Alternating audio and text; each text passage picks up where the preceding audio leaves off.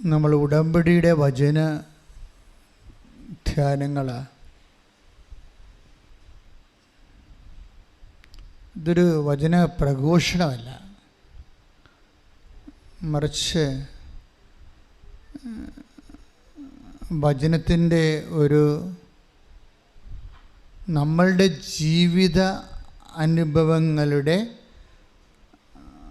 വചന പരിസരങ്ങളെ കണ്ടെത്തിക്കൊണ്ട് ദൈവത്തിൻ്റെ പരിപാലന വിവേചിക്കുന്ന ഒരു ദൈവശുശ്രൂഷയാണിത്. അല്ലാതെ നമ്മൾ കൺവെൻഷനിൽ കാണുന്ന തരത്തിലുള്ള വലിയ ഒറേഷൻസും അതുതന്നെ പ്രൊക്ലമേഷൻസ് ഒന്നുമില്ല. ഇത് നമ്മൾ കൃപാസനത്തിൽ നിങ്ങൾക്കറിയാമല്ലോ, ഇവിടെ വരുന്നവർ വചനപ്രഘോഷണത്തിന് വേണ്ടി വരണവരല്ല, ഇനി ധ്യാനിച്ച് നന്നാകാൻ വരണവരുമല്ല. കൃപാസനത്തിൽ കിട്ടിയിരിക്കുന്ന കർത്താവ് തന്ന കാരിസം എന്ന് പറയുന്നത് ഒരു മനുഷ്യൻ്റെ ജീവിതം ഒരു കാഷ്വാലിറ്റിയെ അഭിമുഖീകരിക്കുമ്പോൾ, അത് കടമാകാം, രോഗമാകാം, ചിലപ്പോൾ ആശുപത്രിയിലെ വൈദ്യശാസ്ത്രം കൈയൊഴിഞ്ഞ അവസ്ഥയാകാം. അപ്പോൾ അതൊക്കെ മനുഷ്യനെ ഉണ്ടാക്കുന്ന പൊള്ളലും വേഗലുമൊക്കെ പറയാൻ പറ്റത്തില്ല. ഇങ്ങനെ ഒരു സാഹചര്യത്തിലൂടെ ചിലപ്പോൾ സാമ്പത്തിക തകർച്ചയാകാം, ജോലി ഇല്ലാതെ വരുന്ന അവസ്ഥയാകാം, അല്ലെങ്കിൽ നമ്മൾ എത്ര പരിശ്രമിച്ചിട്ടും വീണ്ടും വീണ്ടും പരാജയപ്പെട്ടിട്ട് നമ്മുടെ ഒരു ആത്മവിശ്വാസം തന്നെ നഷ്ടപ്പെടുന്ന അവസ്ഥയാണ്. പിന്നെ ജീവിതത്തിൽ കുടുംബത്തിലായാലും ശരി, നമ്മളുടെ ജോലിയും നമുക്ക് സാമ്പത്തികമൊക്കെ ഉണ്ട്, ജോലിയൊക്കെ നന്നായിട്ട് ചെയ്യുന്നുണ്ടെങ്കിൽ ഫാമിലിയിൽ നല്ല തകർച്ച ഉണ്ടെങ്കിൽ നമുക്ക് ആ സന്തോഷം ഫീൽ ചെയ്യാത്ത അവസ്ഥയാണ്. നമുക്ക് പ്രൊഫഷണലി സന്തോഷമുണ്ട്, പക്ഷേ ഫാമിലി നമുക്കത് ഫീൽ ചെയ്യുന്നില്ല. അതുകൊണ്ട് എന്തിനാണ് ഇതൊക്കെ ഇങ്ങനെയൊക്കെ ജീവിക്കണത്, ആർക്ക് വേണ്ടിയാണെന്നൊക്കെ നമുക്ക് തോന്നുപോയി. മക്കളൊക്കെ അവരുടെ തോന്നിവാസം പോലെയൊക്കെ ജീവിക്കണ കാണുമ്പോൾ എന്തിനാണ് ഇത്രയും നമ്മൾ കഷ്ടപ്പെടണം, ഉറക്കം നിൽക്കണത്, വിഷമിച്ച് നടക്കണത്, ഇത്രയും ഞെരുക്കം അനുഭവിക്കണത് ആർക്ക് വേണ്ടിയാണ്? ചിലപ്പോൾ ഭർത്താവിന് ഭാര്യയെക്കുറിച്ച് അങ്ങനെ തോന്നാം, ഭാര്യയ്ക്ക് ഭർത്താവിനെക്കുറിച്ച് തോന്നാം, ആർക്ക് വേണ്ടി. അപ്പം നമ്മൾ ചെയ്യണതേ, നമ്മൾ കഷ്ടപ്പെടുകയും വിഷമിക്കുകയും ഞെരുങ്ങുകയും ഇല്ലായ്മയാകുക ചെയ്യുമ്പോഴേ ഈ വീട്ടിലെ കുഞ്ഞു പിള്ളേരുടെ കയ്യാങ്കളിയും അവരുടെ ഇതൊന്നും മനസ്സിലാക്കാത്ത രീതി ചില ആൾക്കാർ മരിച്ചവരുടെ വീട്ടിലിരുന്നുകൊണ്ട് വർത്തമാനം പറഞ്ഞ് ചിരിക്കാൻ കണ്ടിട്ടില്ലേ? അല്ല, നമ്മൾ ചില മരിപ്പ് വീട്ടിലേക്ക്, എല്ലാ വീട്ടിലാണ്, ചില മരിപ്പ് വീട്ടിലൊക്കെ ചെന്ന് കഴിഞ്ഞാലേ ശവത്തിൻ്റെ വഴിയിൽ അങ്ങനെ കിടക്കും, മറ്റുള്ളവരൊക്കെ അവിടെ ഇരുന്നൊക്കെ വർത്തമാനം പറഞ്ഞു. ഞാൻ പല വീട്ടിൽ കണ്ടിട്ടുണ്ട്. കഴിഞ്ഞ ആഴ്ചയിലൊരു മരിപ്പിന് പോയാൽ അപ്പോൾ ഈ ശവവുമായിട്ടൊരു ബന്ധമില്ല അവിടെ, അവിടെ ഇരുന്ന് വർത്തമാനം പറയുന്ന ആൾക്കാർക്ക് ഈ മരിച്ച ആളുമായിട്ടൊരു ബന്ധമില്ല.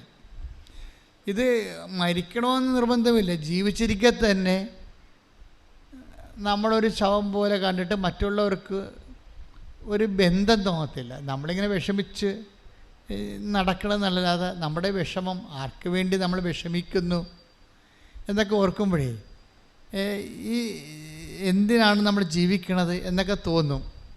ഇത് ഓരോരുത്തർക്കും ഓരോ തരം അനുഭവങ്ങളാണ്. ഞാൻ പറയണത് നമ്മളെല്ലാവരും ഇങ്ങനെ മനുഷ്യരാൽ തോൽപ്പിക്കപ്പെടണമെന്നുള്ളൊരു അഭിപ്രായമാണ് എനിക്കുള്ളത്. ഒരു 10-21 ലക്ഷത്തോളം മനുഷ്യരെ കൗൺസിൽ ചെയ്യുമ്പോൾ എനിക്ക് തോന്നിയിരിക്കുന്നത് 2-3 കാര്യങ്ങളൊക്കെ തോന്നിയിട്ടുണ്ട്. ഒരിക്കലും ഒരു ഭാര്യ മനസ്സ് നിറഞ്ഞ് ഒരു ഭർത്താവിനെ സ്നേഹിക്കരുതെന്ന് എനിക്ക് തോന്നിയിട്ടുണ്ട്. ഒരിക്കലും ഒരു ഭർത്താവ് അയാൾക്ക് പറ്റുന്ന മുഴുവനും സ്നേഹത്താൽ ഒരു വൈഫിനെ സ്നേഹിക്കരുതെന്ന് എനിക്ക് തോന്നിയിട്ടുണ്ട്. അതുപോലെ തന്നെ മക്കളായാലും ശരി, മതിമറന്ന അപ്പന്മാരെ മാതാമാരെ സ്നേഹിക്കരുതെന്ന് എനിക്ക് തോന്നിയിട്ടുണ്ട്. 2 കാരണങ്ങളാണ് അങ്ങനെ തോന്നാൻ കാരണം. ഒന്ന്, നിങ്ങളുടെ ഈ മാനുഷിക സ്നേഹം കൂടുന്നതനുസരിച്ച് കൊണ്ട് ദൈവത്തിൻ്റെ സ്പേസ് കുറഞ്ഞു വരും. അതാണ് ഒരു കാരണം. ദൈവത്തിന് അവിടെ പ്രത്യേകിച്ച് റോളൊന്നും ഇല്ലാതെ വരും. നിങ്ങൾക്ക് യു ആർ കണ്ടൻറ്റഡ്, ആ സ്പേസ് ചുരുങ്ങിപ്പോകുന്നു. രണ്ടാമത്തത്, ഇപ്പോൾ നിങ്ങൾക്ക് പൊരിഞ്ഞ തീവ്രമായ പ്രണയമാണ് ഭാര്യ ഭർത്താക്കന്മാർക്കെങ്കിൽ പിരിയാൻ പാടായിരിക്കും. അവസാന കാലങ്ങളിൽ പിരിയാൻ പാടായിരിക്കും. ഞാനൊരിക്കലൊരു ആളും മരിച്ച്, എൻ്റെ ഒരു പഴയ സഹപ്രവർത്തനായിരുന്നു. അപ്പോൾ അദ്ദേഹത്തിന് മരിപ്പിൽ ഞാൻ അപ്പോൾ ഇടവകയിലൂടെ മാറിപ്പോയിട്ട് കുറേ വർഷങ്ങളായി. എന്നാലും ഞാൻ ഇരുന്ന കാലത്ത് ഒത്തിരി സഹായിച്ച ആളാണ്. അപ്പം ഞാൻ വളരെ പെട്ടെന്ന് എല്ലാ വർക്കെല്ലാം കൂട്ടിയിട്ട് ഞാൻ ഇടവക മരിപ്പ് വീട്ടിലോട്ട് ചെന്നപ്പോഴുണ്ട് അവിടെ 2 ശവപ്പെട്ടി കിടക്കുന്നു. 2 ശവപ്പെട്ടിയിലും ആളുണ്ട്. ഞാൻ തന്നെ വല്ലാണ്ടായിപ്പോയി. നോക്കിയപ്പോൾ എന്താ, ഭർത്താവാണ് ആദ്യം മരിച്ചത്. 1 മണിക്കൂർ കഴിഞ്ഞപ്പോൾ ഭാര്യ മരിച്ച്. അവർക്കത് താങ്ങാൻ പറ്റിയില്ല. ഭർത്താവ് മരിച്ചത് ഇനിയിപ്പോൾ ആർക്ക് വേണ്ടി ജീവിച്ചിരിക്കണം എന്നുള്ള ഒരു പ്രോബ്ലം വന്നു. അപ്പോൾ പിന്നെ ഉടനെ ഹൃദയം ഓട്ടോമാറ്റിക്കായിട്ട് അതിൻ്റെ ഇടിപ്പൊക്കെ നിർത്തി. അങ്ങനെ ഒരു അവസ്ഥ സുവിശേഷപരമായിട്ട് നിലനിൽക്കുന്നതല്ല. ദാറ്റ് മീൻസ് നമുക്ക് ഭർത്താവിനോ ഭാര്യയ്ക്കോ വേണ്ടി അല്ലല്ലോ നമ്മൾ ജീവിക്കേണ്ടത്. ബേസിക്കായിട്ട് അതൊക്കെ നമ്മുടെ ജീവിതത്തിൽ ദൈവം തന്നതല്ലേ. ഏതെങ്കിലും ഒരു കാലത്ത് വന്ന് ചേർന്ന ആൾക്കാരാണ്. അവർ വന്ന് ചേർന്ന പോലെ തന്നെ അവർ പോകും ഏതെങ്കിലും സമയത്ത്. അവശേഷിക്കുന്നത് ആരാണ്? നമ്മളും ദൈവവും തമ്മിലാണ്. അപ്പം ദൈവത്തിന് സ്പേസ് ഇല്ലാത്ത ഒരു പ്രണയം, അത് ബന്ധം, സ്നേഹമൊക്കെ ഞാനത് പ്രൊമോട്ട് ചെയ്യത്തില്ല. അവിടെ ദൈവത്തിന് സ്പേസ് ഇല്ലല്ലോ. കാര്യത്തിൽ നമ്മൾ ഈ മരണം പോലെ സ്നേഹിച്ചപ്പോൾ സുഭാഷ് നമ്മുടെ ഇതില്ലേ സോങ് ഓഫ് ദി സോങ്സിൽ 8-ാം അധ്യായത്തിലെ ഉത്തമഗീതത്തിൽ പറഞ്ഞ സ്നേഹം മരണത്തെപ്പോലെ ശക്തമാണ്. അപ്പോൾ മരണത്തെപ്പോലെ ശക്തമായ സ്നേഹത്തിൽ പലപ്പോഴും ദൈവത്തിനൊരു സ്പേസ് ഉണ്ടാകത്തില്ല. അതുകൊണ്ട് ഇത് മനസ്സിലാക്കിയിട്ട് മനുഷ്യനെ അങ്ങനെയുള്ളൊരു എല്ലാം മറന്ന് സ്നേഹിക്കാനുള്ള ചാൻസ് ഉണ്ടെന്ന് മനസ്സിലാക്കിയിട്ട് ദൈവം അത് എന്താ വെച്ചാൽ ഇപ്പോൾ നമ്മൾ മരണം പോലെ തീവ്രമായൊരു സ്നേഹം ആണ് നിൻ്റെ ജീവിത പങ്കാളിയുടെ മക്കളോട് നിനക്കുള്ളതെന്ന് വിചാരിച്ചോ. അപ്പോൾ സ്വാഭാവികമായിട്ട് അവർക്ക് എന്തെങ്കിലും സംഭവിക്കുകയോ അവർ നഷ്ടപ്പെടുകയോ ഒക്കെ ചെയ്തു കഴിഞ്ഞാൽ നീ പിന്നെ ഭ്രാന്തന്മാരെ പോലെ നടക്കും. ഭ്രാന്തന്മാരെല്ലാം ജീവിതത്തിലെല്ലാം തകർന്നു എന്ന് പറഞ്ഞ് നടക്കും. ഞാനൊരു ഇടവക ചെന്നപ്പോൾ എല്ലാ ദിവസവും ഒരു 6 മണിയാകുമ്പോൾ ഒരു മനുഷ്യൻ കറുത്ത കോട്ടും കറുത്ത പാൻസും ഇട്ടുകൊണ്ട് ചെമിത്തേരി വരും. അപ്പോൾ അന്ന് ഞാൻ ബ്രദറാണ്, ഞാൻ സ്ഥലമൊന്നും പറയില്ല. അപ്പോൾ അത് അറിയുന്നൊരു ഇടവകയിലായിരുന്നു. അപ്പോൾ ആൾക്കാർക്ക് മനസ്സിലായി ഇന്ന ആളാണ് ഉദ്ദേശിക്കണമെന്ന്. അപ്പോൾ കറുത്ത കോട്ടും കറുത്ത പാൻസും ഇട്ടുകൊണ്ട് ഈ മനുഷ്യൻ 6 മണിക്ക് വരും. എന്നിട്ട് ഒരു കുഴിമാടത്തെ മലന്ന് കിടക്കും. എന്നിട്ട് 9 മണിയാകുമ്പോൾ നിലയം വിളിച്ച് വീട്ടിൽ പോകും. അയ്യോ, ആ ജീവിതകാലം മുഴുവനും അയാൾ അങ്ങനെ ചെയ്തു. അയാളുടെ വൈഫ് പെട്ടെന്ന് മരിച്ചു. അതാണ് സംഭവം. വൈഫിൻ്റെ കുഴിമാടത്തെ ഈ മനുഷ്യൻ എല്ലാ ദിവസവും 6 മണിക്ക് വരുന്നത്. അപ്പം ഞാൻ എൻ്റെ കണ്ണുകൊണ്ട് നേരെ കണ്ട കാര്യങ്ങളാണ്. അപ്പം അന്ന് ഞാൻ മനസ്സിലാക്കി, ഇത് ഒരാൾ പോയാൽ അടുത്ത ആൾ പിന്നെ ലൈഫ് ഭ്രാന്തായി പോകുമ്പോൾ ജീവിതം തന്നെ മീനിങ്ലെസ് ആയി പോകും. അത് നിങ്ങളെ ഈ എല്ലാത്തിനേക്കാളുപരി ആ മനുഷ്യനെ സ്നേഹിച്ചിട്ടാണ്. അപ്പം മനുഷ്യന് ഇങ്ങനെ ഒരു ചാഞ്ചല്യം ഉണ്ട്, ഒരു ചായ്വുണ്ടെന്ന് മനസ്സിലാക്കിയിട്ടാണ് ദൈവം കൽപ്പന തന്നിരിക്കുന്നത്. അതാ കൽപ്പനകളുടെ ഒരു പോക്കതാണ്. എല്ലാത്തിനേക്കാളുപരി ദൈവത്തെ സ്നേഹിക്കുക, നിന്നെപ്പോലെ തന്നെ നിൻ്റെ അയൽക്കാരനെയും സ്നേഹിക്കുക. അപ്പോഴേ നമ്മളെപ്പോഴും ശ്രദ്ധിക്കേണ്ട കാര്യമാണ്, ഇങ്ങനെയുള്ള ഒരു അപകട മേഖലയിൽ പെട്ടവരെ നിങ്ങളെ അനുദപിക്കണം വേണ്ടത്. ഇപ്പോൾ ഭാര്യ മരിച്ചു, ഭർത്താവ് മരിച്ചു, മക്കൾ നിങ്ങളെ സ്നേഹിക്കണില്ല, അതുകൊണ്ട് നിങ്ങൾക്ക് ജീവിതമില്ല. അപ്പോൾ മക്കൾ സ്നേഹിക്കണില്ല എന്ന് പറഞ്ഞാൽ, ഇപ്പം മൂത്തവൻ കല്യാണം കഴിച്ചു, അല്ലെങ്കിൽ ഒരു മകനാണ്, അവൻ കല്യാണം കഴിച്ചു, അവനിപ്പോൾ അവൻ്റെ വൈഫിൻ്റെ കാര്യങ്ങളും വൈഫിനോട് ചോദിക്കുകയും അന്വേഷിക്കുകയൊക്കെ ചെയ്യുന്നതെന്ന് പറയുമ്പോൾ തന്നെ അവൻ്റെ അമ്മ പ്രാന്തിയെപ്പോലെ വൈഫിനെ കൊന്നാലും കുഴപ്പമില്ല, ആങ്ങളെ ചത്താലും കുഴപ്പമില്ല, നാത്തൂൻ്റെ കണ്ണീര് കണ്ടാൽ മതി എന്നൊക്കെ പറഞ്ഞുള്ള നിലപാടിൽ ജീവിക്കുന്നത്. നിങ്ങൾ ഈ ഉടമ്പടി എടുത്തിട്ട് ചില ആൾക്കാർക്ക് ഏശണില്ലെന്ന് പറയാൻ കാരണം ഇതാണ്. ഇതൊരു പ്രശ്നമാണ്. കാരണം നിങ്ങളെ സുവിശേഷവിഹിതമായിട്ട് സുവിശേഷം സ്വീകരിച്ചിട്ടില്ല. സുവിശേഷം സ്വീകരിക്കാതെ, സുവിശേഷത്തിൻ്റെ അരുവിയെ ഉൾക്കൊള്ളാതെ നിങ്ങൾ ലോകത്തിൽ തൽക്കാലത്തേക്കൊരു ഫസ്റ്റ് എയ്ഡിന് വേണ്ടി വന്നിട്ടുള്ള ആൾക്കാരുണ്ട്. ഫസ്റ്റ് എയ്ഡിൽ ദൈവത്തിന് അത്ര താല്പര്യമില്ല. ചുമ്മാ ഡെറ്റോളൊക്കെ തേച്ച് ആഭരണം ഒഴുക്കി അങ്ങനെ നിങ്ങളെ പാക്കപ്പ് ചെയ്യുന്നതിൽ ദൈവത്തിന് പണ്ട് താല്പര്യമില്ല ഫസ്റ്റ് എയ്ഡിന്. അപ്പോൾ ഉടമ്പടി ഒരു ഫസ്റ്റ് എയ്ഡായിട്ട് എടുക്കരുത്. മറിച്ച് ഉടമ്പടിയിലോട്ട് വരുമ്പോൾ പേഴ്സൺ ടു പേഴ്സൺ റിലേഷൻഷിപ്പ് നമ്മൾ പൂർണ്ണമായി ദൈവത്തിലേക്ക് വരികയാണ്. പിന്നെ ദൈവമാണ് റീസെറ്റ് ചെയ്യണത്. ഇപ്പം ഞാനൊരു കാര്യം നിങ്ങൾ ചോദിക്കട്ടെ. ഇത് നിങ്ങൾ പതുക്കെ, ഞാൻ പറഞ്ഞില്ലേ, ഇത് ആദ്യമേ ഞാൻ പറഞ്ഞായിരുന്നു, ഇത് വലിയൊരു ഒറേഷൻസ് പ്രഘോഷണമായിട്ട് എടുക്കരുത്. നമ്മൾ കടന്നു പോകുന്ന കാലാവസ്ഥകളെ സുവിശേഷ വിഹിതമായി അതിൻ്റെ വചന പരിസരം നോക്കിയിട്ട് സ്യൂട്ടബിളാക്കി എടുക്കുകയാണ് നമ്മൾ ചെയ്യണത്. വളരെ ശാസ്ത്രീയമായിട്ട് അത് സ്യൂട്ടബിളാക്കി. ഉടമ്പടിയുടെ ഒരു ബയോളജി അതാണ് ഉടമ്പടിയുടെ. ഇപ്പോൾ ഉദാഹരണത്തിന് ചിലപ്പോൾ ദൈവം തന്നെ കാലാവസ്ഥ, ഇപ്പം നമുക്കൊരു കുഴപ്പമില്ലാണ്ടിരിക്കുകയാണ്, ജോലിയുണ്ട്, വീടുണ്ട്, വിവാഹമുണ്ട്, മക്കളുണ്ട്, ഭാര്യയുണ്ട്, കുഞ്ഞുങ്ങളുണ്ട്, നല്ല ആഹാരം കിട്ടുന്നുണ്ട്, ബന്ധുക്കളുണ്ട്, നമ്മൾ പോകുന്നുണ്ട്, അഴിയത്തിൽ പങ്കെടുക്കുന്നു, നമ്മൾ അവിടെയൊക്കെ ചെല്ലുമ്പോൾ അവൾ ഹീറോയാണ് എന്നൊക്കെ വിചാരിച്ചോ. നിങ്ങൾക്ക് വലിയ കുഴപ്പമൊന്നുമില്ല, യു ആർ നോട്ട് ട്രബിൾഡ്. അപ്പം നിങ്ങളുടെ ലൈഫ് ഇങ്ങനെ വളരെ കൂളായിട്ട് അങ്ങോട്ട് പോകുമ്പോൾ പിന്നെ ട്രബിൾ ഉണ്ടാക്കുന്നത് ആരാണ്? ഞാൻ ഇന്ന് വരെ കണ്ടിട്ടുള്ള ഏറ്റവും നല്ല ട്രബിൾ മേക്കർ ദൈവമാണ്. നിങ്ങളൊരു അപകട മേഖലയിൽ പോകുന്നത്, അത് എല്ലാം ഓക്കെ ആണെന്ന് വിചാരിച്ചോ. ബന്ധുക്കളുണ്ട്, സ്വന്തമുണ്ട്, ഭാര്യയാണ്, അതുപോലെ തന്നെ ജോലിയുണ്ട്, കുഞ്ഞുങ്ങളൊക്കെ സ്നേഹമുണ്ട്, അവർ നമ്മളെ പറഞ്ഞ് കേൾക്കുന്നുണ്ട്, അവർ പ്രാർത്ഥിക്കുന്നുണ്ട്, നിങ്ങൾക്ക് വരുമാനമുണ്ട്, എല്ലാം ഓക്കെ കൂളായിട്ട് പോവുകയാണ്. പക്ഷേ ദൈവം പറയും നിങ്ങൾക്ക് ഒരു കുറവുണ്ടെന്ന് പറഞ്ഞില്ലേ. അപ്പോൾ ദൈവം എപ്പോഴും ഉള്ള ഒരു കണ്ണുണ്ട് ദൈവത്തിന്. കുറവിലേ ദൈവം കണ്ണ് വെക്കത്തുള്ളൂ. ആ take the bed of God ഒരു കുറവുണ്ട്. ശ്രുതിക്കട്ടെ ഹല്ലേലൂയ. ഹല്ലേലൂയ ഹല്ലേലൂയ ഹല്ലേലൂയ. യേശുവേ നന്ദി. ഹല്ലേലൂയ ഹല്ലേലൂയ ഹല്ലേലൂയ ഹല്ലേലൂയ. യേശുവേ ആരാധന ആരാധന ആരാധന ആരാധന. ഹല്ലേലൂയ ഹല്ലേലൂയ ഹല്ലേലൂയ. മർക്കോസ് 10:21. മർക്കോസ് 10:21. യേശു സ്നേഹപൂർവം അവനെ കടാക്ഷിച്ചുകൊണ്ട് ഒരു യുവാവ് വന്ന് ചോദിച്ചതാണല്ലേ. അത് മൊത്തം എടുത്തേ, 10:20 എടുത്തേ. 10:20. അവൻ പറഞ്ഞു, ഗുരു, ചെറുപ്പം മുതൽ ഞാൻ ഇവയെല്ലാം പാലിക്കുന്നുണ്ട്. അവൻ്റെ പ്രശ്നം എന്താ? ഒരു യുവാവ് വന്ന് യേശുവിനോട് ചോദിക്കുകയാണ്, നിത്യജീവൻ പ്രാപിക്കാൻ ഞാൻ എന്ത് ചെയ്യണം? അപ്പോൾ അവൻ പറഞ്ഞു, ഞാൻ ഉടമ്പടി. അപ്പോൾ ഈശോ പറഞ്ഞു, നിയമത്തിൽ എന്ത് എഴുതിയിരിക്കുന്നു?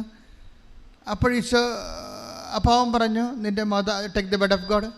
ചെറുപ്പം മുതലേ യേശു വഴിയിലേക്ക് ഇറങ്ങിയപ്പോൾ ഒരുവൻ ഓടി വന്ന് അവന്റെ മുമ്പിൽ മുട്ടുകുത്തി ചോദിച്ചു. മക്കളെ ഇത് പറഞ്ഞേ. യേശു വഴിയിലേക്ക് ഇറങ്ങിയപ്പോൾ ഒരുവൻ ഓടി വന്ന് മുട്ടുകുത്തി അവനോട് ചോദിച്ചു, നല്ലവനായ ഗുരു, നിത്യജീവൻ അവകാശമാക്കാൻ ഞാൻ എന്ത് ചെയ്യണം? യേശു അവനോട് ചോദിച്ചു, എന്തുകൊണ്ടാണ് നീ എന്നെ നല്ലവൻ എന്ന് വിളിക്കുന്നത്?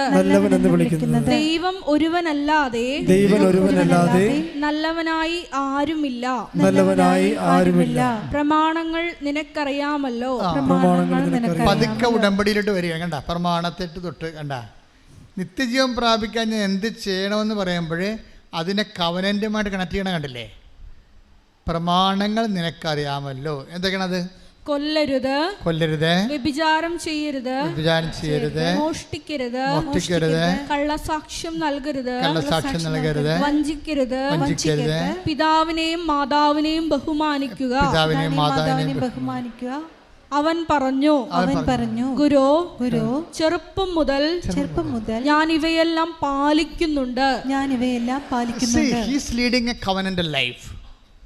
അവനൊരു ഉടമ്പടി ജീവിതമാണ്. പ്രമാണങ്ങൾ അനുസരിച്ച് ജീവിക്കുന്ന എന്താണ്? ഒരു ഉടമ്പടി, ദൈവമായിട്ട് ചെയ്ത ഉടമ്പടി ജീവിതമാണ്. അവൻ പറയുന്നു, ഞാനൊരു ഉടമ്പടി ജീവിതമാണ് കാഴ്ചവെക്കുന്നത്. നമ്മളും പലരും ഉടമ്പടി എടുത്തതല്ലേ, പുതുക്കിയതല്ലേ. അപ്പം അവൻ പറഞ്ഞത് എന്താണ്? ഞാൻ ചെറുപ്പം മുതൽ ഇതൊക്കെ പാലിക്കുന്നുണ്ട്, ഞാൻ ഒരു ഉടമ്പടി ജീവിതമാണ് ജീവിക്കുന്നത്. ഓക്കെ. അപ്പോഴെന്താ പറഞ്ഞു? യേശു സ്നേഹപൂർവം അവനെ കടാക്ഷിച്ചുകൊണ്ട് പറഞ്ഞു. ഉടമ്പടി ജീവിതം ജീവിച്ച കർത്താവിന് നിങ്ങളോട് സ്നേഹം ഉണ്ടാവുന്ന ഉറപ്പല്ലേ? സ്നേഹപൂർവ്വമാണല്ല. ചിലപ്പോഴത്തൊക്കെ ഈശോ കോപത്തോടെ വീക്ഷിച്ചെന്ന് പറയും അല്ലെ. കൈ സൂക്ഷിച്ച് പോയവനെ സുഖപ്പെടുത്തുന്ന സമയത്ത് സാപത്തിൽ ഇത് ചെയ്യരുത്, വേറെ ദിവസം വേണമെങ്കിൽ വേണമെങ്കിൽ ചെയ്തോളാൻ വേണ്ടി സാപത്ത് അധികാരി സിനഗോഗ് അധികാരി പറയുമ്പോഴേ യേശു അവനെ കോപത്തോടെ വീക്ഷിച്ചെന്നാണ് പറയണത്. പക്ഷേ ഇവിടെ അങ്ങനെയല്ല. കവനൻ്റ് ചെയ്ത് ജീവിക്കുന്ന, ഉടമ്പടി ചെയ്ത് ജീവിക്കുന്നവനെ പുതുക്കിയവനോടും ഉടമ്പടി എടുത്തവനോടും യേശു സ്നേഹത്തോടെ, അത് നിങ്ങൾക്കും എനിക്കും ഉള്ള ഒരു മോട്ടമാണ്. എന്താണ്? ഒന്ന് വായിച്ചത്. യേശു സ്നേഹപൂർവം അവനെ കടാക്ഷിച്ചുകൊണ്ട് പറഞ്ഞു, നിനക്ക് ഒരു കുറവുണ്ട്. ഇതാണ് പ്രോബ്ലം. ഇപ്പൊ കവനൻ്റൽ ലൈഫ് ആണെങ്കിലും ദൈവം നോക്കണത് എന്താണ്? അടുത്ത കുറവ് എന്താണ്? ഇതാണ് പ്രശ്നം. നമ്മൾ we are leading a covenantal sincere life, but Jesus is looking for another fault. ഇനി വേറെ എന്തെങ്കിലും കുറവുണ്ടോ? മനസ്സിലായില്ലേ? ഓരോ ആൾക്കാരും ഉടമ്പടി പുതുക്കുമ്പോൾ കുറവുകൾ ഇതുപോലെ നോക്കിക്കൊണ്ടേയിരിക്കണം. ആസ് യൂഷ്വൽ നമ്മൾ ഉടമ്പടി പുതുക്കുമ്പോൾ ഞങ്ങൾ ഒരു ചാർട്ട് നിങ്ങൾക്ക് തന്നിട്ടുണ്ട്. എന്താണ് തന്നിരിക്കുന്നത്? Clap your hands and sing the law. 45-ാം സങ്കീർത്തനത്തിലെ clap, Christian life assessment paper. ഈ അസസ്മെൻ്റ് അനുസരിച്ചുകൊണ്ട് നമുക്ക് സ്വാഭാവികമായിട്ട് ഒരു നോർമൽ അസസ്മെൻറ്റ് നടക്കുന്നുണ്ട്. പലരും അതനുസരിച്ച് തന്നെയാണ് ജീവിക്കുന്നത്. പക്ഷേ ഇങ്ങനെ അസസ്മെൻറ്റ് നമ്മളുടെ 10% അസസ്മെൻറ്റ് കറക്റ്റാണെന്ന് പറഞ്ഞ് നിങ്ങൾക്ക് അറിയാമല്ലോ, ആ അസസ്മെൻറ്റിൽ തന്നെ ഒരു 65% മാർക്ക് കൂടുതൽ, 70 മാർക്ക് കൂടുതൽ ആർക്കും കിട്ടണില്ല. 70 മാർക്കിൽ കൂടുതൽ അസസ്മെൻറ്റിന് കിട്ടണില്ല. നിങ്ങൾ നോക്കിയാൽ മതി. അപ്പോൾ 70 മാർക്ക് കിട്ടുന്നവർ, ഞങ്ങളെ സംബന്ധിച്ചിടത്തോളം ഞങ്ങളുടെ സ്റ്റാൻഡേർഡ് ഓഫ് റെഫറൻസിൽ നിങ്ങൾ 90 മാർക്കുണ്ട്. പക്ഷേ we are not giving it. നിങ്ങളങ്ങനെ പെട്ടെന്ന് കയറി നിങ്ങൾക്കുറിച്ച് ആവശ്യമില്ലാത്ത കോൺഫിഡൻസ് ഉണ്ടാകാതിരിക്കാൻ വേണ്ടി മാർക്ക് പിടിച്ചാണ് ഇടണത്. പക്ഷേ അങ്ങനെ നിങ്ങൾക്ക് 90 മാർക്ക് തന്നെന്ന് വിചാരിച്ചോ, നിങ്ങളുടെ ക്രിസ്ത്യൻ അസസ്മെൻ്റൽ ജീവിതത്തിൽ വി ആർ സോ സാറ്റിസ്ഫൈഡ് എന്നും പറഞ്ഞുകൊണ്ട് നിങ്ങൾക്ക് 90 മാർക്ക് തന്നെന്ന് വിചാരിച്ചോ. പക്ഷേ അപ്പോഴും ജീസസിൻ്റെ മൈൻഡ് സെറ്റ് അങ്ങനെയല്ല. അടുത്ത കുറവ് എന്താണെന്ന് നോക്കൂ. നിനക്ക് ഒരു കുറവുണ്ട്. ഈശോ പറഞ്ഞു കേട്ടില്ല, നിനക്കൊരു കുറവുണ്ട്. പോയി ഒന്ന് പറഞ്ഞു, നിനക്കൊരു കുറവുണ്ട്. പോയി നിനക്കുള്ളതെല്ലാം വിറ്റ് ദരിദ്രർക്ക് കൊടുക്കുക. അപ്പോൾ സ്വർഗത്തിൽ നിനക്ക് നിക്ഷേപമുണ്ടാകും. പിന്നെ വന്ന് ഈ കുറവെന്ന് പറയണത് സ്വർഗത്തിലെ നിക്ഷേപം കണ്ടുകൊണ്ട് വേണം. ഒരു പരിധി കഴിഞ്ഞാൽ പിന്നീട് സ്വർഗത്തിലെ നിക്ഷേപം കണ്ടുകൊണ്ട് വേണം നമ്മൾ നമ്മുടെ മൂവ്മെൻറ്റ് ചെയ്യാൻ. സ്വർഗത്തിൽ നിനക്ക് നിക്ഷേപം ഉണ്ടാകും. അടുത്ത വായിച്ചേ. പിന്നെ വന്ന് എന്നെ അനുഗമിക്കുക. ഇത് ബേസിക്കായിട്ട് നമുക്കറിയില്ല. സുവിശേഷം ഈ പൂച്ചയെ പിടിച്ച് എങ്ങനെ എറിഞ്ഞാലും 4 കാലേ വന്ന് ലാൻഡാവും അല്ലേ? അതുപോലെ ഉടമ്പടിയുടെ എല്ലാത്തിനും അൾട്ടിമേറ്റ് എയിം എന്താണ്? ദൈവത്തെ അനുഗമിക്കുകയാണ്. ഇപ്പം അവൻ പറയണ പോലെ ചെയ്യുന്നതല്ലേ ഇതിൻ്റെ മെക്കാനിസം അതല്ലേ ഉള്ളൂ. നിങ്ങളൊന്ന് ചിന്തിച്ച് നോക്കിയേ. 2000 കൊല്ലമായി സഭ ഇവിടെ പുലരുന്നത്. അവൻ പറയണ പോലെ ചെയ്യാൻ വേണ്ടിയുള്ള വചനങ്ങൾ എത്രയോ കോടാനുകോടി പള്ളികളിൽ ആയിരക്കണക്കിന് കൊല്ലങ്ങൾ വായിച്ചെങ്കിലും നമ്മളോടാണ് അതിൻ്റെ അകത്ത് രഹസ്യം പറഞ്ഞത്. എന്താണ്? അവൻ പറഞ്ഞതുപോലെ ചെയ്യണത് വെള്ളം കോരി ഒഴിക്കണ ഏർപ്പാടല്ല, ക്രിസ്തു പറയണ പോലെ ജീവിക്കുന്നതാണെന്നുള്ളത് അമ്മ മാതാവിൻ്റെ മധ്യസ്ഥയിലാണ് നമുക്ക് കിട്ടി. അങ്ങനെയാണ് ഉടമ്പടിയായിപ്പോയത്. അത് നമ്മളെല്ലാവരും ചെയ്യണത് എന്താണ്? അവൻ പറഞ്ഞതുപോലെയാണ് ചെയ്യുന്നത്. കേരള സഭ ഇങ്ങനൊരു പുതിയ ഒരു മൂവ്മെൻറ്റ് വന്നപ്പോൾ എന്തുകൊണ്ടാണ് ഒരു മെത്താമാച്ചന്മാർ പോലും ഇതിനോട് ഒരു നിരസം പോലും, ഒരു പുതിയ പ്രാർത്ഥനയോട് ഒരു സംശയം പോലും കാണിക്കാൻ? എന്താണ്? സഭ തന്നെ ഇവിടെ നിലനിൽക്കുന്നതിൻ്റെ ഉദ്ദേശം എന്താണ്? അവൻ പറയണ പോലെ ജനത്തെ കൊണ്ട് ചെയ്യിക്കാനാണ്. അവിടെ അതിൻ്റെ അകത്ത് വേറെ ഒരു മിസ്റ്റേക്കും ഇല്ല സംഭവം. പിന്നെ അവൻ ചെയ്യിക്കുന്ന രീതികൾ സ്വാഭാവികമായിട്ടും വ്യത്യസ്തമാണ്. ചെയ്യിക്കുന്ന രീതികളിൽ ഉപയോഗിച്ചിരിക്കുന്ന മെത്തേഡുകൾ വ്യത്യാസമാണ്. മെത്തേഡ് പക്ഷേ ഇറ്റ് ഈസ് ബിബ്ലിക്കൽ, പക്കാ ബിബ്ലിക്കലാണ്. ഇപ്പോൾ ഉപ്പായാലും അതുപോലെ തന്നെ തിരിയായാലും, ഇപ്പം even the green colour. Isaiah എടുത്ത മോളെ, ഐസയല്ല, ഹെബ്രായർ 9:4 എടുത്ത് ശ്രുതികട ഹല്ലേലൂയ ഹല്ലേലൂയ ഹല്ലേലൂയ ഹല്ലേലൂയ യേശുവേ നന്ദി. ഹല്ലേലൂയ ഹല്ലേലൂയ ഹല്ലേലൂയ ഹല്ലേലൂയ ഹല്ലേലൂയ ഹല്ലേലൂയ യേശുവേ ആരാധന ആരാധന ആരാധന. അതിൽ സ്വർണം കൊണ്ടുള്ള ധൂപപീഠവും എല്ലാ വശവും പൊന്നുപൊതിഞ്ഞ വാഗ്ദാന പേടകവും ഉണ്ടായിരുന്നു. വാഗ്ദാന പേടകത്തെക്കുറിച്ച് പറയുന്ന ഹെബ്രായർ 9:4 അതിൽ സ്വർണം കൊണ്ടുള്ള ധൂപപീഠവും എല്ലാ വശവും പൊന്നു പൊതിഞ്ഞ വാഗ്ദാന പേടകവും ഉണ്ടായിരുന്നു. മന്ന വെച്ചിരുന്ന സ്വർണ്ണ കലശവും അഹറോന്റെ തളിർത്ത വടിയും. വാഗ്ദാന പേടകത്തിൽ ആദ്യത്തെ വാഗ്ദാന പേടകത്തിൽ എന്താ ഉണ്ടായിരുന്നത്? മന്ന കലശം അല്ലേ? കലശം വെച്ചാൽ പാത്രം. അത് മന്ന വെച്ചിരുന്ന കലശം. മന്ന എന്ന് പറഞ്ഞാൽ എന്താണ്? ഭക്ഷണം മാർഗമില്ലാതെ വന്നൊരു കാലത്ത് കർത്താവ് നിങ്ങൾക്കറിയാത്തപ്പം എനിക്കുണ്ടെന്ന് പറഞ്ഞില്ലേ? അറിയാത്തപ്പം എന്ന് പറയും. അറിയാത്തപ്പം എന്ന് പറയുമ്പോൾ അപ്പത്തിനൊരു സ്വഭാവമുണ്ട്. ഇപ്പോൾ ദൈവം നമുക്ക് തരുമ്പോൾ അത് നമുക്ക് മുൻ പരിചയം ഉണ്ടാകണം നിർബന്ധമില്ല. അപ്പം നീ പറയും എങ്ങനെ ജീവിക്കും? എനിക്ക് 2 കുഞ്ഞുങ്ങളുണ്ടല്ലോ, ഞാനാണൊരു ജോലിക്കാരുള്ളത്, എനിക്ക് തൈറോയിഡും ഷുഗറുമാണ്, എനിക്ക് വേലെടുക്കാൻ പറ്റണില്ല, പകുതി ആകുമ്പോൾ കഥക്കുന്ന ഞാൻ ഈ പ്രൈവറ്റ് ഫേമിൽ ജോലി എടുത്തിട്ട് അവിടെ അട്ടത്തുപ്പം കൊണ്ട് ഈ കുഞ്ഞുങ്ങളെ എങ്ങനെ വളർത്തും എന്ന് ചോദിച്ചാൽ ന്യായമായ ചോദ്യമാണത്. അത് നിനക്കറിയുന്ന അപ്പമാണ്. പക്ഷേ ഉടമ്പടി അറിയാത്തപ്പം നിനക്ക് തരും. കർത്താവ് പറഞ്ഞില്ലേ അറിയാത്തപ്പം. ഇപ്പോൾ അപ്പത്തിനെ കുറിച്ച് പറയുന്ന സമയത്ത് അറിയാത്തപ്പത്തെക്കുറിച്ച് എടുത്ത് take the word of God. അറിയാത്തപ്പം, നിങ്ങൾ അറിയാത്ത അപ്പം എനിക്കുണ്ട്. 6:34 ശ്രുതികട ഹല്ലേലൂയ. യോഹന്നാൻ 4:32 അവൻ പറഞ്ഞു നിങ്ങൾ അറിയാത്ത ഭക്ഷണം എനിക്കുണ്ട്. സി എപ്പോഴും എൻ്റെ മക്കൾ മനസ്സിലാക്കണം. ഇപ്പം നിങ്ങളുടെ വേല മുട്ടുകയാണ്, ജോലി മുട്ടുകയാണെന്ന് വിചാരിച്ചോ? അപ്പോൾ അല്ലെങ്കിൽ നിങ്ങൾ ജോലി എടുക്കുന്ന സ്ഥലത്ത് നിന്ന് പറയുകയാണ് ഈ മാസം കൂടിയേ ഈ ജോലിയുള്ളൂ കേട്ടോ, നമുക്ക് ഓർഡറില്ലേ. ഇപ്പോൾ കൈറ്റ് ഓഫീസിൽ നിന്നൊക്കെ ആൾക്കാരെ പറഞ്ഞു വിടരുത്, ഓർഡർ ഇല്ലെന്ന് പറഞ്ഞു വിടണത്. അടുത്ത മാസം നമുക്ക് ഓർഡർ ഇല്ലെന്ന് പറയും. അപ്പോൾ നിങ്ങൾ വിചാരിക്കും നിങ്ങൾ അപ്പം തന്നെ ഡൗണായി പോകും. അടുത്ത മാസം എങ്ങനെ പീഡിയ കച്ചവടം പറ്റുകടയിൽ എങ്ങനെ പൈസ കൊടുക്കണമെന്ന് നോക്കണം.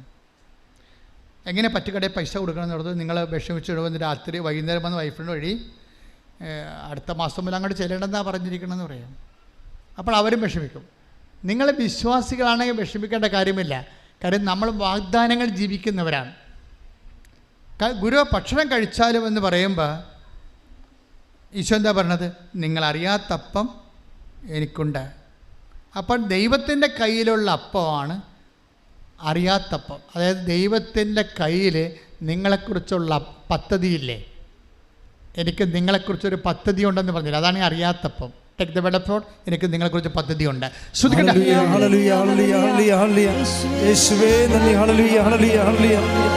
കർത്താവ് അരുളി ചെയ്യുന്നു നിങ്ങളെക്കുറിച്ചുള്ള പദ്ധതി എൻ്റെ മനസ്സിലുണ്ട്. ഒന്ന് കൈയടിച്ച് പരമദിവ്യകാരുണ്യത്തിന് ആരാധനയും സ്തുതിയും പുകഴ്ചയും ഉണ്ടായിരിക്കും. അപ്പോൾ എന്ത് സംഭവം എന്ന് വെച്ചാൽ ഈശോ പറഞ്ഞു നിങ്ങൾക്കറിയാത്തപ്പം എനിക്കുണ്ട് എന്ന് പറഞ്ഞു അല്ലേ? ഈ അറിയാത്തപ്പം തന്നെയായിരുന്നു ആകാശത്തിലെ മന്ന. ആകാശത്തിലെ മന്ന എന്ന് പറഞ്ഞ പിതാക്കന്മാർ ഭക്ഷിച്ചില്ലേ? Take the word of God. ആകാശത്തിലെ മന്ന. ശ്രദ്ധിക്കട്ടെ. ഹല്ലേലൂയ ഹല്ലേലൂയ ഹല്ലേലൂയ. യേശുവേ നന്ദി. ഹല്ലേലൂയ ഹല്ലേലൂയ ഹല്ലേലൂയ. യേശുവേ ആരാധന ആരാധന ആരാധന ആരാധന ആരാധന. ഹല്ലേലൂയ ഹല്ലേലൂയ ഹല്ലേലൂയ. പുറപ്പാട് 16:14-15. പുറപ്പാട് 16-ാം അധ്യായം 14-15 വചനങ്ങൾ. മഞ്ഞുരുകിയപ്പോൾ മരുഭൂമിയുടെ ഉപരിതലത്തിൽ പൊടിമഞ്ഞുപോലെ വെളുത്തുരുണ്ട് ലോലമായ ഒരു വസ്തു കാണപ്പെട്ടു. ഇസ്രായേൽക്കാർ ഇത് കണ്ടപ്പോൾ പരസ്പരം ചോദിച്ചു ഇതെന്താണ്? അതെന്താണെന്ന് അവർ അറിഞ്ഞിരുന്നില്ല. അപ്പോൾ മോശ അവരോട് പറഞ്ഞു കർത്താവ് നിങ്ങൾക്ക് ഭക്ഷണമായി തന്നിരിക്കുന്ന അപ്പമാണിത്. അത് എന്താണെന്ന് അവരറിഞ്ഞിരുന്നില്ല അല്ലേ? അത് തന്നെയാണ് അറിയാത്തപ്പം. നിങ്ങളറിയാത്തപ്പം എനിക്കുണ്ട്. അതായത് എപ്പോഴും നമ്മൾ ശ്രദ്ധിക്കുക, നമ്മൾക്ക് അറിയണമെന്ന് നിർബന്ധമില്ല. നമ്മളെങ്ങനെ ജീവിക്കുമെന്നുള്ളത് ചില സമയത്ത് നമ്മൾക്ക് അറിയണമെന്നില്ല. പക്ഷേ ദൈവത്തിനറിയാം. കാരണം എന്താ, എനിക്ക് നിങ്ങളെക്കുറിച്ചൊരു പദ്ധതി ഉണ്ട്. കഴിഞ്ഞ ദിവസങ്ങളിലൊരു സാക്ഷ്യം ഉണ്ടായി. സാക്ഷ്യം എന്ന് വെച്ചാൽ ഒരു പാവപ്പെട്ട വീട്ടിലാണ്, ചെല്ലാനത്ത്. അപ്പോൾ അവൻ്റെ അമ്മ ഇവിടെ വന്ന് ഉടമ്പടി എടുത്തപ്പോൾ അവന് കപ്പൽ കാശ് കൊടുത്ത് നിൽക്കുന്ന പാർട്ടിയാണ്. ക്യാപ്റ്റൻ പരീക്ഷയൊക്കെ എഴുതിയിട്ടേ നമ്മുടെ ഈ മർച്ചൻ്റ് ടീമിലൊക്കെ പൈസ കൊടുക്കൂല. പഠിക്കണമെങ്കിൽ 4 ലക്ഷമാണ്. പിന്നെ ഏതെങ്കിലും കപ്പലൊക്കെ ആണെങ്കിൽ 3 ലക്ഷം 2 ലക്ഷമൊക്കെ കൊടുക്കേണ്ടി വരും. അപ്പോൾ 4 ലക്ഷം വരെ കൊടുത്തിട്ട് ഇന്നുവരെ ജോലി കിട്ടാത്തവരുമുണ്ട്. കാര്യം അത് ഒരു നമ്മൾ പറയുന്ന അത്ര ഈസി അല്ല അവിടെ കിട്ടാൻ. കാര്യം അതെല്ലാം ക്യാപ്റ്റൻസ് 6 മാസം കഴിയുമ്പോൾ ഇറങ്ങും, ചിലപ്പോൾ 1 കൊല്ലം കഴിയുമ്പോൾ ഇറങ്ങും. അവൻ്റെ ക്രൂ എല്ലാം ഇറങ്ങും. പിന്നെ പുതിയ ക്യാപ്റ്റൻ കയറുമ്പോൾ അവൻ്റെ ക്രൂ അനുസരിച്ച് എനിക്ക് 4 ലക്ഷം 3 ലക്ഷം വെച്ച് വാങ്ങിച്ചിരിക്കുന്ന ആൾക്കാരുടെ കയറണം. അപ്പോൾ ഇവൻ്റെ ജോലി പോകും. ഇത് ഭയങ്കര റിസ്ക് പിടിച്ച പരിപാടിയാണിത് പലർക്കും. കയറി രക്ഷപ്പെട്ടവൻ ചിലപ്പോൾ രക്ഷപ്പെട്ടു പോകും. അവൻ്റെ ശമ്പളം എന്നൊക്കെ പറഞ്ഞാൽ വല്ലാത്ത പെസക്ക് ശമ്പളമായത് കാരണം യൂത്തെല്ലാം അതിനകത്ത് ഇടിച്ച് നിൽക്കുകയാണ് സംഭവം. പക്ഷേ ഇത് ഈ പാവപ്പെട്ടവനെ റെക്കമെൻഡ് ചെയ്യാനോ കൊടുക്കാനോ കാശില്ല. 4 ലക്ഷം ചോദിച്ചാൽ കൊടുക്കാനില്ല. അപ്പോഴങ്ങനെ അവൻ്റെ അമ്മ ഉടമ്പടി ചെയ്തപ്പോൾ മാതാവ് പൈസ ആദ്യം മേടിക്കാത്ത ഒരു ഷിപ്പിലെ ക്യാപ്റ്റന് ലിങ്ക് കിട്ടി. പൈസ ആദ്യം അത് വളരെ കുറച്ച് പൈസ മേടിച്ചിട്ട് ഇവൻ പെട്ടെന്ന് ഷിപ്പിൽ കയറി. ഷിപ്പിൽ കയറി കഴിഞ്ഞപ്പോൾ പക്ഷെ അവിടെ ചെന്നപ്പോൾ ഒരു പ്രശ്നം. എന്താണ് പ്രശ്നം? കഴിഞ്ഞ ദിവസത്ത് നടന്ന, ഈ ആഴ്ച നടന്ന സാക്ഷ്യമാണ്. ഞാൻ അപ്പോൾ ചെയ്തിട്ടുണ്ട്, നിങ്ങൾ നോക്കിയാൽ മതി. അവിടെ ചെന്നപ്പോൾ ഈ പറഞ്ഞ പോലെ ഒരു മനുഷ്യനെ അവിടെ പരിചയമില്ല. കാശ് വാങ്ങി ഇവനെ കയറ്റിയ ആൾ കപ്പലിലില്ല. കപ്പലുള്ളത് വേറെ ആൾക്കാരാണ്, പക്ക ഹിന്ദിക്കാരാണ് മുഴുവനും. എല്ലാം ഗുജറാത്തി വാലാസാണ് മുഴുവനും. ഇവനോട് രണ്ടാണെങ്കിൽ ദ്രാവിഡന്മാരെ നമ്മൾ അങ്ങോട്ട് ചെല്ലുന്തോറും നമ്മൾ മദ്രാസി എന്നേ വിളിക്കണം. പട്ടാളക്കാർക്ക് ഇത് ഭയങ്കര പ്രശ്നമാണ്. ഇവിടെ അവരെ മലയാളീസിനെ മദ്രാസി എന്നേ വിളിക്കത്തുള്ളൂ. അപ്പോൾ അവർക്ക് അങ്ങനെ ഒരു വംശീയമായിട്ടുള്ള കുറച്ച് ചുരുക്കൊക്കെ ഉള്ള ചില ആൾക്കാർ, എല്ലാവരും അല്ല. അപ്പോൾ ഇവൻ ചെന്ന് പെട്ടിരിക്കുന്ന സ്ഥലം വളരെ മോശമാണ്. ഇവനോട് അവർ വളരെ സഹകരിക്കണില്ല. ഇവന് വർക്ക് കാണിച്ചു കൊടുക്കണില്ല. എൻജിൻ റൂമിലാണ് വർക്ക് ചെയ്യേണ്ടത്. അവിടെയൊക്കെ ഇവന് യാതൊരുവിധ സപ്പോർട്ടും കിട്ടണില്ല. ഇവന് വെറുതെ നിൽക്കേണ്ടി വരികയാണ്. അപ്പോൾ ഇവനെ വിളിച്ചു പറഞ്ഞു, അമ്മ ഭയങ്കര കഷ്ടപ്പാടാണ് ഇവിടെ എന്ന് പറഞ്ഞു. അപ്പോൾ ഉടനെ അമ്മ പറഞ്ഞ്, ഞാൻ പ്രത്യക്ഷീണ പ്രാർത്ഥിച്ചെല്ലാം മോനെ എന്ന് പറയും. പ്രശ്നം ഇതാണ് വെച്ചാൽ പാവപ്പെട്ടവൻ ജീവിക്കേണ്ട ഈ പ്രത്യക്ഷീണ പ്രാർത്ഥന കൊണ്ടാണ്. അവന് വേറെ ഇല്ല. ഈ ഹിന്ദിക്കാരൻ ക്യാപ്റ്റനോട് എങ്ങനെ നമുക്ക് എങ്ങനെയാണ് എതിരിടാൻ പറ്റേണ്ടത്? നമ്മൾ ഈ പ്രത്യക്ഷീണ പ്രാർത്ഥന വെച്ചാണ് ഇത്. വിശ്വാസി എന്ന് പറഞ്ഞാൽ അതാണ്. വിശ്വാസിയെ തളരാതെ ശ്രദ്ധിക്കട്ടെ. ഹല്ലേലൂയ, ഹല്ലേലൂയ, ഹല്ലേലൂയ, ഹല്ലേലൂയ, ഹല്ലേലൂയ. പരമദിവ്യകാരുണ്യത്തിന് ആരാധനയും സ്തുതിയും പുകഴ്ചയും ഈ മഹാസംഭവത്തെ ഈ ചേച്ചി കൈകാര്യം ചെയ്യുന്ന രീതി കണ്ട എന്താ പറയണത്? ഞാൻ പ്രത്യക്ഷയുടെ പ്രാർത്ഥന ചൊല്ലി അമ്മയോട് പറഞ്ഞിട്ടുണ്ട് നിനക്ക് വേറെ ജോലി തരാൻ. നീ ആ പഴയ നിന്നെ ആ കപ്പലിൽ കയറ്റിയ ആളെ വിളിക്കാൻ പറയും. ഉടനെ ഇവൻ ആ ഇവനെ ഈ കപ്പലിൽ കയറ്റിയ ആൾ പുറത്ത് നിൽക്കണല്ല. അയാളെ വിളിച്ചു പറഞ്ഞ്, സാറേ ഇവിടെ എനിക്കൊന്നും ചെയ്യിക്കണില്ല, എല്ലാം ഹിന്ദിക്കാരാണ്. എന്നെ എൻജിൻ റൂമിൽ പോലും എനിക്ക് വർക്കിന് സഹകരണം കിട്ടണില്ല. എന്നെ അവർക്ക് അല്പം തെറ്റുമ്പോൾ അവരെൻ്റെ കഴുത്തേക്ക് കയറിയിട്ട് ഹിന്ദിയിൽ തെറി വിളിക്കണം. എനിക്കിവിടെ നിൽക്കക്കള്ളിയില്ല, ഞാൻ എന്ത് ചെയ്യും എന്ന് ചോദിക്കും. ഉടനെ ഈ ആദ്യം കയറ്റിയ ആൾ അവനോട് പറയും, 300 കിലോമീറ്റർ അകലെ, ഗുജറാത്തിൽ നിന്ന് 300 കിലോമീറ്റർ അകലെ വേറെ ഒരു കപ്പൽ വന്നിട്ടുണ്ട്. ഇവന് 300 കിലോമീറ്റർ അവിടെ നമ്മൾ ഇവിടെ കൂടി കേരളത്തിൽ പോണ പോലെ പോകാൻ പറ്റുക? ഒറ്റയ്ക്കേ ഉള്ളൂ പാവപ്പെട്ടവൻ. അപ്പോഴും അമ്മയോട് പറയും, അമ്മയെ 300 കിലോമീറ്റർ അകലൊരു കപ്പൽ വന്നിട്ടുണ്ടെന്ന് പറയണം. ഞാനെങ്ങനെ പോകും? ഞാൻ ഒറ്റയ്ക്ക്, എനിക്ക് സ്ഥലവും അറിയാൻ പാടില്ല, ഭാഷയും അറിയാൻ പാടില്ലെന്ന് പറയുമ്പോൾ അമ്മ പറയും, നിൻ്റെ കയ്യിൽ കാശ് രൂപയല്ലേ, സഞ്ചാരി മാതാവ്, അമ്മ കൂടെ വരുമെന്ന് പറയും. അപ്പോൾ ഇവന് ഉറപ്പാവും. കാര്യം എന്താണ്? ഇത് അഷ്വറൻസിലുള്ളതാ, കൂടെ വരുമെന്ന്. ഉടമ്പടിയിലുള്ളതല്ലേ. I will come with you wherever you go. ഏത് 300 കിലോമീറ്റർ അല്ലെങ്കിൽ കപ്പലിലായാലും ചന്തലിലായാലും നമുക്ക് തന്നെ അഷ്വറൻസ് എന്താ? 33:14 take the bed of God. പുറപ്പാടിന്റെ പുസ്തകം ശ്രദ്ധിക്കട്ടെ. ഹല്ലേലൂയ, ഹല്ലേലൂയ, ഹല്ലേലൂയ, ഹല്ലേലൂയ, ഹല്ലേലൂയ. യേശുവേ നന്ദി, യേശുവേ സ്തുതി. ഹല്ലേലൂയ, ഹല്ലേലൂയ. പുറപ്പാട് 33:14. കർത്താവ് പറഞ്ഞു, ഞാൻ തന്നെ നിന്നോട് കൂടെ വരികയും നിനക്ക് ആശ്വാസം നൽകുകയും ചെയ്യും. പറഞ്ഞ കർത്താവ് എന്നോട് പറഞ്ഞു, ഞാൻ തന്നെ നിന്റെ കൂടെ വരികയും നിനക്ക് ആശ്വാസം നൽകുകയും ചെയ്യും. Praise the Lord. ഹല്ലേലൂയ. കൈയടിച്ച് കർത്താവിനെ പ്രാർത്ഥിച്ച് 300 കിലോമീറ്റർ അകലെ ഉള്ള തുറമുഖത്തേക്ക് പോകും. അവിടെ തുറമുഖം ചെല്ലുമ്പോൾ ഈ ആൾ വിളിച്ച് സെറ്റ് ചെയ്തിട്ട് ഈ 300 കിലോമീറ്റർ അകലെ കിടക്കുന്ന കപ്പലിൻ്റെ അടുത്ത് ചെല്ലുമ്പോൾ അവിടുത്തെ ആൾ ഇറങ്ങി വന്ന് ഇവനെ കൂട്ടിക്കൊണ്ട് കപ്പലിലോട്ട് പോകും. കപ്പലിലോട്ട് പോകുമ്പോഴുണ്ട് അവിടെ എല്ലാവരും ഹിന്ദിക്കാരാണ്, 3 മലയാളികളേ ഉള്ളൂ. പക്ഷേ എല്ലാവർക്കും ഇവനോട് ഭയങ്കര സ്നേഹം. കാലാവസ്ഥ പെട്ടെന്ന് മാറ്റും ദൈവം.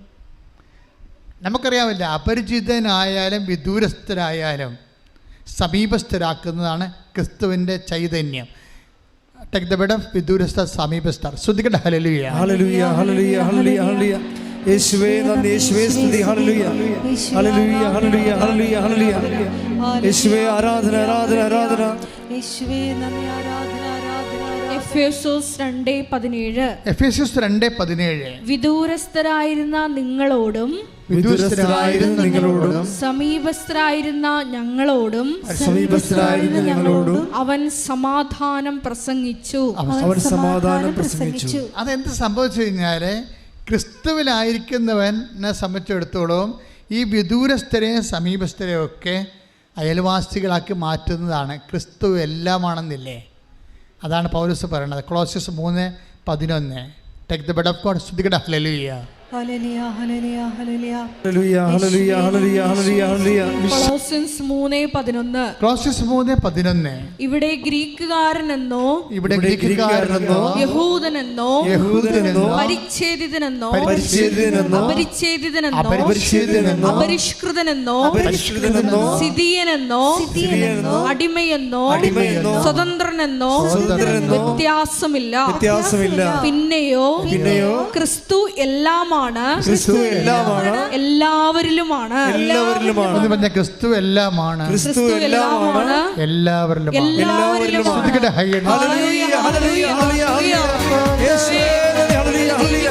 കാരുണ്യത്തിന് ആരാധനയും സ്തുതിയും പുകഴ്ചയും ഉണ്ടായിരിക്കട്ടെ. എന്താ ക്രിസ്തു എല്ലാമാണ്, എല്ലാവരിലുമാണെന്ന് കൊളോസ്യസ് 3:11 പറയണത്. ദാറ്റ് മീൻസ് ക്രിസ്തു എല്ലാവരിലുമാണ്. അതിൻ്റെ അകത്ത് എന്താണ്?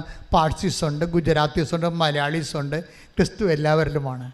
എല്ലാവരിലും ക്രിസ്തു വന്നു കഴിയുമ്പോൾ എന്നാ സംഭവിക്കും? നമ്മൾ ക്രിസ്തുവിനെ ചിലപ്പോൾ ഒരാളായിരിക്കും വിളിക്കണത്, ഒരാളായിരിക്കും. അപ്പോൾ എന്താ കാര്യം? നമുക്കൊരു ആവശ്യം വന്നു, നിങ്ങൾക്ക് ആവശ്യപ്പെട്ട സമയത്ത് ആവശ്യപ്പെട്ട വിഷയത്തിൻ്റെ മേലെ ക്രിസ്തുവിന് ഇടപെടാൻ കഴിയുന്നതാണ്, ആവശ്യമുള്ളതുപോലെ ഇടപെടാൻ കഴിയുന്നതാണ് ക്രിസ്തു എല്ലാമാണെന്ന് പറയാൻ കാരണം. ഭയങ്കര വാക്കാണ് ക്രിസ്തു എല്ലാം. കൊളോസ്യസ് 3:11. നിങ്ങൾക്ക് ആവശ്യമുള്ളത്, ഓരോരുത്തർക്കും ഓരോ ആവശ്യമല്ലേ, ഓരോരുത്തർക്കും ഓരോ സാഹചര്യവും ആവശ്യപ്പെട്ടത് ആവശ്യപ്പെട്ട സമയത്ത് ആവശ്യമുള്ളതുപോലെ സംലഭ്യമാക്കാൻ കഴിയുന്നതാണ് ക്രിസ്തുവിൻ്റെ ചൈതന്യം. അതെല്ലാവരുമാണ്, എല്ലാമാണ്, എല്ലാവരിലുമാണ്. എന്തൊക്കെയാണ്? അതുകൊണ്ട് അങ്ങനെ ഒരു വിഭാവനയാണ് നമ്മുടെ ജീവിതത്തെക്കുറിച്ച് ക്രിസ്തുവിനെ മുൻനിർത്തിക്കൊണ്ട് ദൈവപിതാവ് ചിന്തിച്ചത്. കൈയടിച്ച് കർത്താവിനെ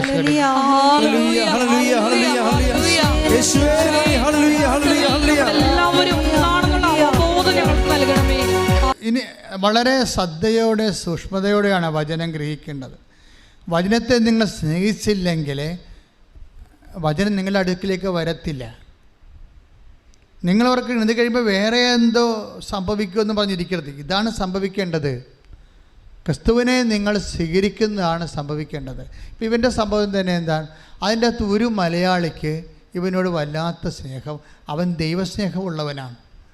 അവൻ ഞായറാഴ്ച കൊണ്ടുപോയിട്ട് ക്യാബിനിൽ കൊണ്ടുപോയിട്ട് ഇൻ്റർനെറ്റ് എടുത്തിട്ട് മുട്ടയിൽ നിന്ന് കുർബാന കാണുന്നവനാണ് ഓൺലൈനിൽ. കണ്ട കാര്യങ്ങൾ പോകണ്ടല്ലേ? ആ മലയാളി ഇവനേക്കാൾ ഭക്തനാണ്, കർത്താവുമായിട്ട് ബന്ധമുള്ളവനാണ്. അവൻ ഞായറാഴ്ച ഈ കടലിൽ ഞായറാഴ്ച തിങ്കളാഴ്ച ഒന്നും അറിയത്തില്ലല്ലോ. അപ്പോൾ ഞായറാഴ്ച പോയിട്ട് അവൻ്റെ ക്യാബിനിൽ പോയിട്ട് ഇൻ്റർനെറ്റ് ഓൺ ചെയ്തിട്ട് ഓൺലൈനിൽ മുട്ടയിൽ നിന്ന് കുർബാന കാണുന്നവനാണ്. ഓക്കെ, അതായത് ക്രിസ്തു ഒരു വ്യക്തികളിൽ ജീവിക്കുമ്പോൾ ദൈവം നിങ്ങളെ കൊണ്ട് എത്തിക്കണ തുറമുഖം കണ്ടില്ലേ? ആ സാധു എന്താ പറഞ്ഞത്? എനിക്ക് 300 കിലോമീറ്റർ ഒറ്റയ്ക്ക് സഞ്ചരിക്കണ്ടേ? അപ്പോൾ അവൻ്റെ പ്രശ്നം അവൻ ഉടനെ സങ്കടപ്പെട്ട് പറയുമ്പോൾ ആ സങ്കടത്തിന് എന്ത് സുന്ദരമായ ഒരു പരിഹാരമാണ് ഉണ്ടായിരിക്കുന്നത്. അവന് ശമ്പളം കൂടി, നല്ല ക്രൂസിനെ കിട്ടി, ദൈവവിശ്വാസമുള്ളവരെ കിട്ടി, എല്ലാം സകല വാഗ്ദാനങ്ങളുമാണ്. എന്തെല്ലാം വാഗ്ദാനങ്ങൾ മനുഷ്യന് ദൈവം കൊടുത്തിട്ടുണ്ടോ അതെല്ലാം ഇതിനകത്തുള്ളതാണ്. ഐ വിൽ റീഇൻസ്റ്റേറ്റ് യു എന്നൊക്കെ പറയുന്ന പോലെ ഇപ്പം നമ്മൾ എവിടെ നിന്നാണ് ഇപ്പം 2 കൊറിന്തോസ് 1:20 take the word of God, സകല വാഗ്ദാനങ്ങൾ. 2 കൊറിന്തോസ് 1:20 ദൈവത്തിന്റെ സകല വാഗ്ദാനങ്ങളും പറഞ്ഞു ഇടിമുഴക്കം പോലെ ദൈവത്തിന്റെ സകല വാഗ്ദാനങ്ങളും ക്രിസ്തുവിൽ അതേ എന്ന് തന്നെ. അപ്പൊ ക്രിസ്തുവിൽ നോ ഇല്ലെന്ന് മനസ്സിലായില്ലേ? ക്രിസ്തുവിൽ എന്താണെന്ന്? ക്രിസ്തുവിൽ അതേ ഉള്ളൂ, ക്രിസ്തുവിൽ നോ ഇല്ല. ക്രിസ്തുവിൽ നോ ഇല്ലാത്തത് കൊണ്ടാണ് അമ്മ രക്ഷപ്പെട്ടതെന്ന് ഞാൻ പറയത്തുള്ളൂ. മനസ്സിലായില്ലേ? ഒന്ന് പറഞ്ഞ സകല വാഗ്ദാനങ്ങളും ക്രിസ്തുവിൽ അതേ തന്നെ അല്ലേ? അപ്പൊ ക്രിസ്തുവിൽ യേശേ ഉള്ളു, നോ ഇല്ല, ഉറപ്പല്ലേ? അതുകൊണ്ട് നോ പറഞ്ഞെങ്കിലും അത് സിറ്റുവേഷൻസിൻ്റെ സീരിയസ്നെസ് അമ്മ മനസ്സിലാക്കി. എനിക്ക് കാനായിലെ കല്യാണത്തിൽ അവർക്ക് വീഞ്ഞില്ലെന്ന് പറഞ്ഞില്ലേ? നോ എന്നാണല്ല പറഞ്ഞത് അമ്മ. അവർക്ക് വീഞ്ഞ് ഇല്ല, നോ അല്ലേ? അവർക്കില്ല. അപ്പം അമ്മയുടെ ഈശോ എന്താ പറയണത്? എനിക്ക് നിനക്കും എന്ത്, എൻ്റെ സമയം ഇനിയും സമാഗതമായിട്ടില്ലല്ലോ. അപ്പോൾ ഇല്ലാത്തതിൻ്റെ പ്രോബ്ലം ഉണ്ട്, പക്ഷേ അമ്മയ്ക്കത് മനസ്സിലാവും. അമ്മയാണ് ക്രിസ്തുവിനെ ആദ്യം മനസ്സിലാക്കിയത്. ഇപ്പം ഇങ്ങനെ പറയുന്നുണ്ടെങ്കിലും ക്രിസ്തുവിൽ നോയില്ലെന്ന് അമ്മയ്ക്കറിയാം. എന്താ കാര്യം? എത്രയോ വർഷം അമ്മയാണ് ആദ്യം മനസ്സിലാക്കിയത്. സകല വാഗ്ദാനങ്ങളും ക്രിസ്തുവിൽ അതേ എന്ന് തന്നെയാണ്. യേശു മാത്രമേ ഉള്ളൂ, നോ ഇല്ലെന്ന് അമ്മയാണ് ആദ്യം മനസ്സിലാക്കിയത്. അതുകൊണ്ട് അമ്മയുടെ സ്റ്റാൻഡെല്ലാം കണ്ട് നിൽക്കുകയാണ്. നിന്നപ്പോൾ എന്താണ്? യേശു വരാൻ തുടങ്ങി. കാര്യമുണ്ടാ, ക്രിസ്തുവിന് അങ്ങനെ നോ പറയാൻ പറ്റത്തില്ല. നിൻ്റെ ജോലി, വീട്, വിവാഹം, നിൻ്റെ കുഞ്ഞു കാര്യമായാലും ശരി, ക്രിസ്തുവിന് നോ പറയാൻ പറ്റത്തില്ല. കാര്യം സകല വാഗ്ദാനങ്ങളുമാണ്. ഇതൊക്കെ ക്രിസ്തുവിനോട് പറയാൻ പറ്റുമോ? ഇപ്പോൾ ഒരു ദിവസം ഒരു ചേച്ചി ഇവിടെ സാക്ഷ്യം പറഞ്ഞു. അപ്പോൾ അവരുടെ 1 മാസമായിട്ട് ബ്ലീഡിങ്ങാണ്. ഈ ബ്ലീഡിങ്ങൊക്കെ എങ്ങനെയാണ് ക്രിസ്തുവിനോട് പറയണമെന്നുള്ളതാണ് അവർക്ക് അത്ര ക്രിസ്തുവിനെക്കുറിച്ച് അറിയത്തുള്ളൂ. ഇതൊക്കെ എങ്ങനെ പറയും? 1 മാസമായിട്ട് ബ്ലീഡിങ് മാറണില്ല. ഇവർക്കാണെങ്കിൽ ഭയങ്കര ചമ്മൽ. വീട്ടിൽ പറയാനും പ്രശ്നം. വീട്ടിൽ പറഞ്ഞാൽ ആശുപത്രി പറയാം, ആശുപത്രി പറഞ്ഞാൽ പിന്നെ യൂട്രസ് ഓപ്പറേഷൻ പറയും. ഇവർക്ക് ഇതൊക്കെ പേടിയാണ്, അതാണ് പ്രശ്നം. വീട്ടിൽ പറയാത്ത കാര്യം ഇവർക്ക് യൂട്രസ് ഓപ്പറേഷൻ പറയും. യൂട്രസ് ഇറങ്ങി വരണം, അവർക്ക് ഫീൽ ചെയ്യുന്നുണ്ട്. അതാണ് ബ്ലീഡിങ് നിൽക്കാത്തത്.